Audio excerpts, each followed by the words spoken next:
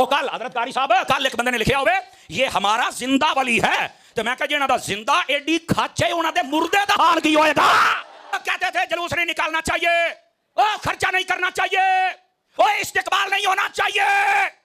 آج تمہارے نصیب دیکھو, یہ ڈاکٹر آیا ہے جو یزید کا وکیل ہے, تم یزید کے وکیل کے آنے پہ خوشیاں کرتے ہو, ہم حسین کے نانے کے آنے کی خوشیاں کرتے ہیں. یہ پاکستان میں باہر سے ایک فتنے کو دعوت دی جا رہی ہے جس کے موضوعات نبی اکرم نور مجسم شفیع معظم صلی اللہ علیہ وسلم کے کئی اوصاف و کمالات کے معاذ اللہ انکار پر مشتمل ہیں.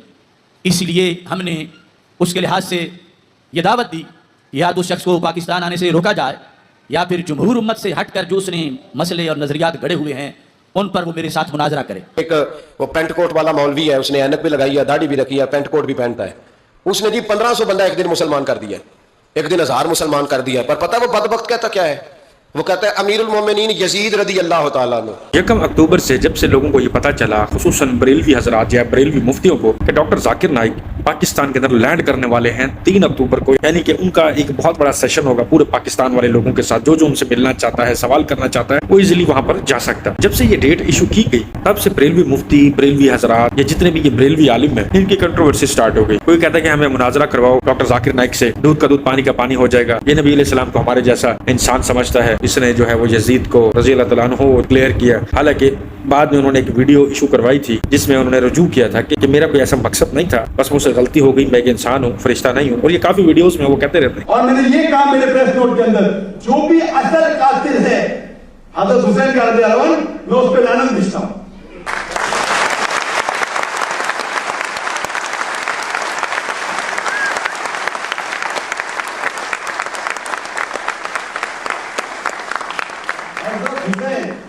اللہ کے رسول کے نواسے تھے, ہم ان کی عزت کرتے ہیں, وہ صحابہ میں جزیرہ بن کہتا ہوں میں.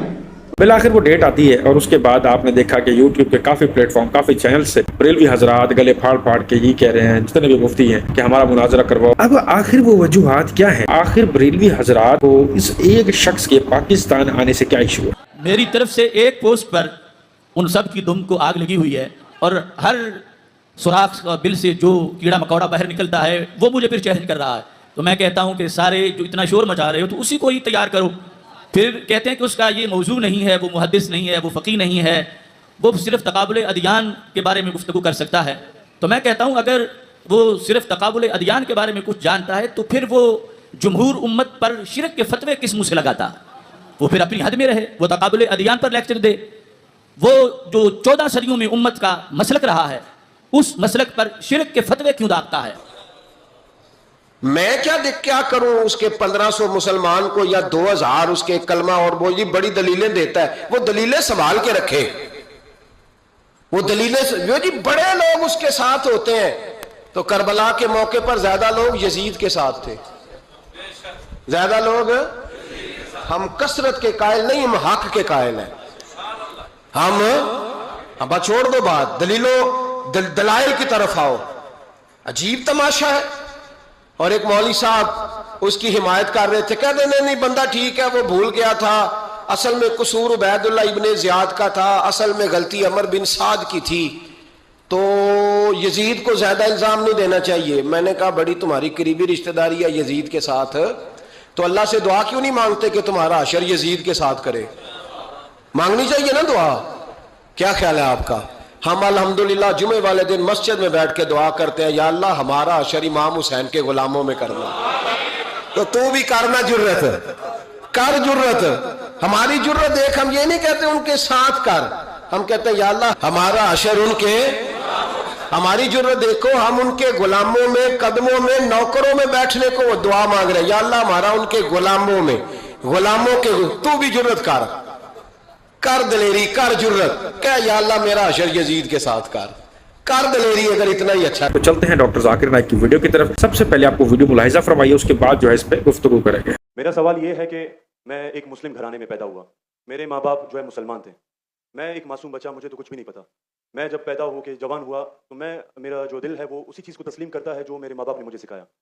کیونکہ میں مسلم فیملی میں پیدا ہوا تو میں اسلام کو دل سے سچا سمجھتا ہوں.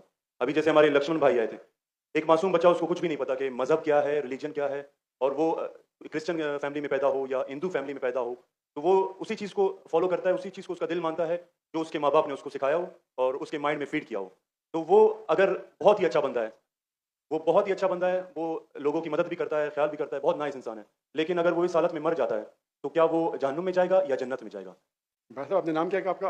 Abdul Basit Rind. Abdul Basit Rind rhythm Rind is a Balochi cast, tribe है मेरा। रिंद जी, रिंद। अब्दुल कादिर इस्लाम अब्दुल बासित। अब्दुल बासित, Yes. शेख अब्दुल बासित अच्छे कारी थे माशाल्लाह। भाई अब्दुल बासित ने बहुत अच्छा सवाल किया। बोला मैं मुसलमान खानदान में पैदा हूँ, मेरे वालिदैन मुसलमान थे और है, अल्हम्दुलिल्लाह है। नहीं आपने थे बोला लेकिन ना गलती हो गई। रिकॉर्डिंग है। मैं गलती एक्सेप्ट करता हूँ। है मुसलमान है, जो उनने पढ़ाया मैंने कबूल किया। हमारे लक्ष्मण भाई हिंदू थे, हिंदू बन गए। अब्दुल बासित ने कहा जो मेरे वालिदैन ने कहा मैंने मान लिया। अब्दुल बासित साहब, अगर आपके वालिदैन आज कहते 2 + 2 5, आप मानेंगे? नहीं मानूंगा। तो ये बोलना कि जो वालिदैन ने कहा मैं मान गया, सही नहीं है। जब आप बच्चे थे तो शायद मान जाते थे, बराबर। 2 साल की उम्र में माँ ने बोली 2 + 2 5, तो आप हाँ बोलेंगे, बराबर कि नहीं? आज बोलेंगे तो आप मानेंगे। Very good. तो इस्लाम का ये कहना है, अल्लाह के रसूल फरमाते हैं कि जब तक बच्चा बालिग नहीं होता है उनके ऊपर कलम नहीं लिखी जाएंगी, मतलब वो मासूम है। अगर लक्ष्मण जो है अभी तो बालिग है, 25 साल 30 साल 35 साल पता नहीं, यहां से दूर से दिख रहा नहीं था, लेकिन बालिग तो है ना।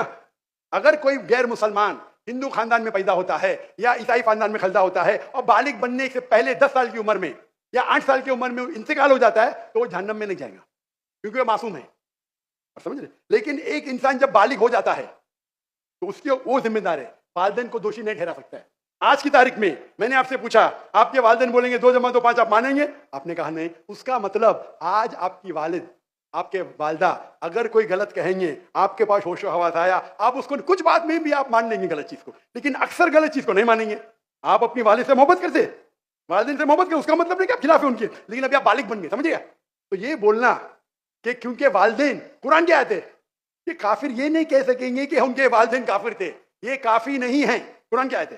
तो उसका मतलब अगर बचपन में कोई बच्चे का इंतकाल हो जाता है, चाहे वो मुस्लिम खानदान से गैर मुस्लिम खानदान से, अगर बालिग नहीं होता है तो कलम उन पे नहीं चलती है, वो जहन्नम में नहीं जाएंगे। काफी एक बार बालिग हो जाते हैं, उनको इल्म हो जाता है, फिर इसीलिए अल्लाह के रसूल फरमाते हैं कि हर इंसान, हर बच्चा दीनुल फित्र में पैदा होता है। उसके बाद उसके वालिदैन, उसके टीचर उसको बुत परस्ती सिखाते, उसको आग की इबादत करना सिखाते, और वो बुत परस्ती करने लगता है। बच्चा तो माफ हो जाएगा, बालिग हो जाता है, उसके बाद समझ आ जाती है तो वो जिम्मेदार है। तो अगर एक इंसान बालिग हो गया 25 साल 30 साल की उम्र में, शिर्क करता है और उसका इंतकाल होता है, तो वो जिम्मेदार है। अब देखें, अगर यहाँ पर यही लड़का सवाल करता किसी एक मुफ्ती से जो बरेलवी आलिम होता, खुसूसन इलियास कादरी से कर लेता, वो एक पीर अजमल आजकल बड़ा मशहूर हुआ पड़े, लोगों के पीरों के किस्से घड़ के कहानियां सुना के लोगों ने उनको पीर बना हुआ। तो अगर ये सवाल किया जाता किसी भी बरेलवी आलिम, किसी भी बरेलवी मुफ्ती से, तो आपको क्या लगता है क्या जवाब होता? क्या वो कुरान और हदीस की रोशनी में जवाब देता? मैं सारे बरेलवियों की बात भी नहीं कर रहा, चंद एक लोग ऐसे हैं जो बहुत अच्छे हैं, लेकिन अक्सरियत क्या जवाब देती? हमारे गौस कुतुब अब्दाल, हमारे पीराने पीर शेख अब्दुल कादिर जिलानी रहमतुल्लाह अलैह ने मुर्दों को जिंदा कर दिया था।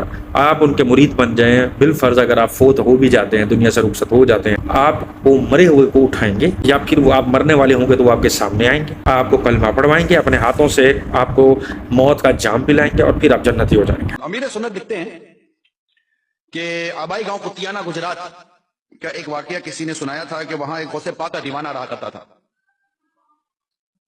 जो कि 11वीं शरीफ निहायती एहतिमाम से मनाता था। एक खास बात उसमें यह भी थी कि वो सैयदों की बेहद ताजीम करता।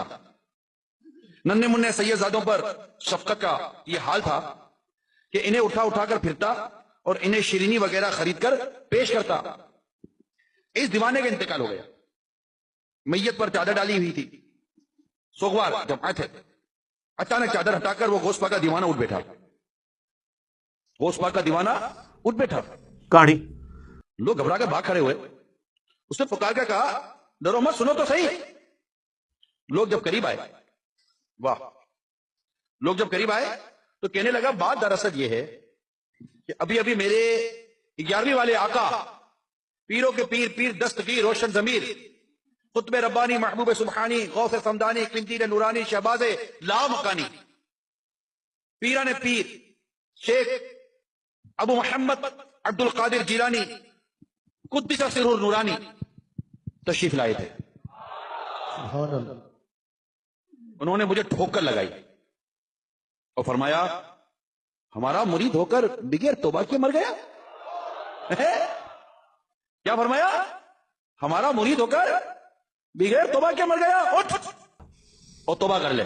کہانی الحمدللہ عز و جل مجھ میں روح لوٹ آئی ہے تاکہ میں توبہ کر لوں. اتنا کہنے کے بعد دیوانے نے اپنے تمام گناہوں سے توبہ کی اور کلمہ پاک کا ورد کرنے لگا. پھر اچانک اس کا سر ایک طرف ڈھلک گیا اور اس کا انتقال ہو گیا. یعنی کہ ساری زندگی ایک بندے نے کفر میں گزاری. ساری زندگی ایک بندہ صرف عبد القادر جیلانی رحمۃ اللہ علیہ کے کپڑے دھوتا تھا. یعنی کہ پیر صاحب کا پرسنلی دھوبی. یہ واقعہ بھی آپ نے سنا ہوگا. ساری زندگی اس نے کپڑے دھوئے. یعنی کہ دین کے ساتھ کوئی تعلق نہیں. نہ کبھی اللہ رسول کا نام لیا, نہ کبھی کوئی جمعہ پڑھا. صرف کیا ہوں میں جی عبد القادر جیلانی کا دھوبی. تو جب ایسی چیزیں بتائی جائیں گی ممبر رسول صلی اللہ علیہ وآلہ وسلم سے, تو مسلمان غیر مسلم کیا سوچیں گے کہ اگر تم کافر ہو, تم یزیدی ہو, تم منافق ہو, تم جیسے مرضی ہو, پیر تمہیں بچا لیں گے اگر اس پیر کی محبت تمہارے دل میں. بے شک تم نے قرآن نہیں پڑھا, اللہ رسول کا نام نہیں لیا, نماز نہیں پڑھی, ڈزنٹ میٹر. تم صرف کسی بھی ایک بڑے پیر کے مرید ہو, یا اس کے جو ہے وہ کپڑے دھوتے تھے, یا جھاڑو دیتے تھے, یا اس کے تم خانقاہ سے گزر گئے, تو بس میں تمہیں بخشوا لوں. میرے غوث الثقلین کا ایک دھوبی تھا, جب وہ مر گیا تو بعد میں اس دھوبی کو کسی نے خواب میں دیکھا تو پوچھا کیا بنا, تو کہنے لگا کچھ بھی نہیں. فرشتے نے آ کے پوچھا من ربو کا, رب کون ہے؟ تو میں نے کہا میں تو غوث پاک کا دھوبی ہوں. منکر نکیر آئے, انہوں نے آ کر سوال کیا مر ربو کا, کہنے لگا عبد القادر جیلانی کا دھوبی ہوں. کہا ماں دینوں کا, تیرا دین کیا ہے؟ ارے کہا نا غوث پاک کا دھوبی ہو. پوچھا ماں کن کا تقول بھی اتحاد رجل, کہنے لگا اتنی پہچان بھی نہیں, گناہگار آدمی. حضور غوث پاک کے گھر سے کپڑے آتے تھے, دھو دیتا تھا. حضور غوث پاک کا دھوبی ہوں, اتنی بات قبول ہو, بخش دو نہیں تو سزا دے دو. فرشتے حیران, یا اللہ کیسے بندے سے پالا پڑا جو سوال کرتے گئے جواب ایک ہی دیتا ہے کہ میں عبد القادر جیلانی کا دھوبی ہوں. فرشتوں نے کہا مولا کس بندے کے پاس بھیج دیا؟ اب تک دو ہی بندوں سے واسطہ پڑا, ایک وہابی اور ایک سنی. حضور غوث اعظم قبر میں آئے اور فرمانے لگے کیوں تنگ کرتے ہو میرے ماننے والے کو؟ فرماتے ہیں حضور غوث اعظم نے فرمایا مجھ سے پوچھو کیا پوچھنا ہے, مجھ سے پوچھو. فرشتے کہنے لگے ہم پوچھتے ہی نہیں, ہم پوچھتے ہی نہیں, عبد القادر جانے اور خدا جانے.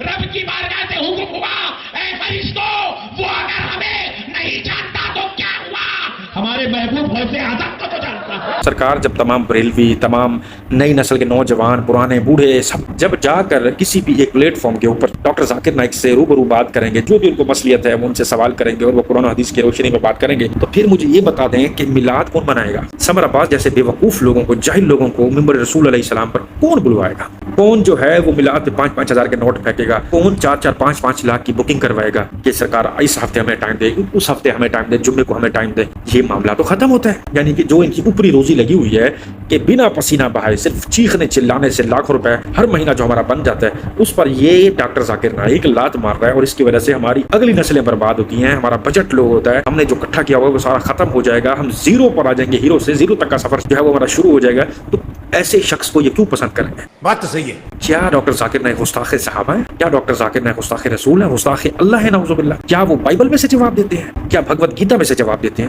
اس میں سے جواب دیتے ہیں؟ کیا کوئی پرشن کے ان کے پاس پرانی لکھی ہوئی کویتائیں ہیں جن میں سے وہ مسلمانوں کو یا نئے ہونے والے مسلمان کو جواب دیتے ہیں؟ وہ تو ہو قرآن کی آیات پڑھ کے جواب دیتے ہیں, ایک ایک لفظ کا جواب دیتے ہیں. تو سرکار بات اصل یہی ہے, جب ہر مسئلے کا حل ڈاکٹر ذاکر نائک قرآن و حدیث کی روشنی میں دے دے گا, فری آف کاسٹ, صرف آپ کو کرایہ بھر کے جانے اور جا کے آپ نے ہر مسئلے کا جو ہے آپ کو حل مل جائے گا براہ راست, اور آپ کو سوال پوچھنے کے لیے کسی کے تلوے چاٹنے کی, کسی کو جھکنے کی, پاؤں میں پڑنے کی, ہار پہنانے کی, یا وہ عرس منانے کی ضرورت نہیں پڑے گی. تو جب ایسے سوالوں کے جواب جو کہ آپ کو ان ممبروں سے نہیں ملتے, اس شخص سے ہر سوال کا جواب آپ کو مل جائے گا, تو آپ ان مفتیوں کے پاس, بریلوی عالموں کے پاس تیل لینے جائیں گے. بہت نازک صورتحال ہے, اور اللہ تبارک و تعالی کی مشین جی کوئی لائی مت بٹانا ہے.